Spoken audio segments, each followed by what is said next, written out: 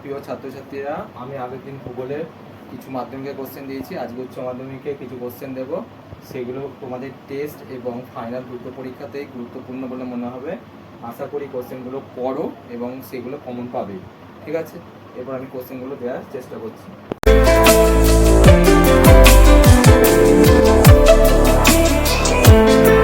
এবার আমি কোশ্চেনগুলো এক এক করে দেওয়ার চেষ্টা করছি, তার সঙ্গে আমি কোশ্চেনের মার্কসগুলোও দেবো। প্রথম প্রশ্ন হচ্ছে, জেট বায়ু কাকে বলে এবং জেট বায়ু প্রবাহের বৈশিষ্ট্যগুলি লেখো। তোমরা আস্তে আস্তে করে কোশ্চেনগুলো টুকে নেবে। প্রথম কোশ্চেন, জেট বায়ু কাকে বলে।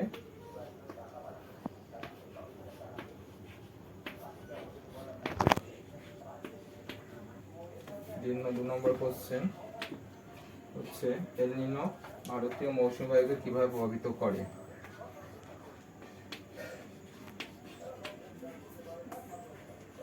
হচ্ছে 3। এবার প্রথম কোশ্চেনটা একটু মুছে দিই। 3 নম্বর কোশ্চেনটা লেখো। 3 নম্বর কোশ্চেনটা হচ্ছে, উষ্ণ ও শীতল সীমান্ত কাকে বলে।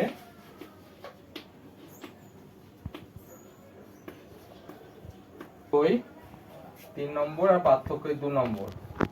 এক্ষেত্রে ছবি যদি না বলেও সেক্ষেত্রে পার্থক্য ছবি দিতে পারো, তাহলে তোমরা কিন্তু পুরো মার্কস পাবে।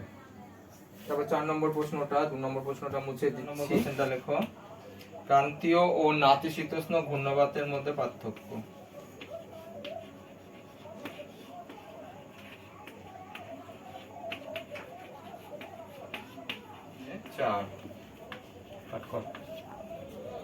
নেক্সট কোশ্চেনটা হলো 5 নম্বর, মৌসুমী বায়ুর উপরে জেট বায়ুর প্রভাব বিশ্লেষণ করো।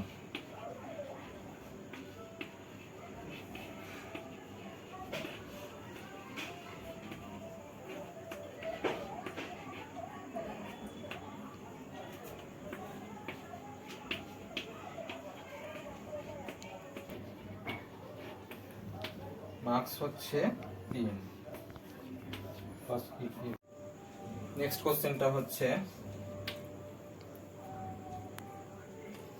পরিবেশের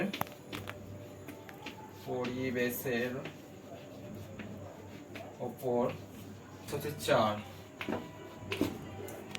এবং আজকে লাস্ট কোশ্চেন হচ্ছে, উপযুক্ত চিত্র সহ নাতিশীতোষ্ণ ঘূর্ণবাতের জীবনচক্র ব্যাখ্যা করো।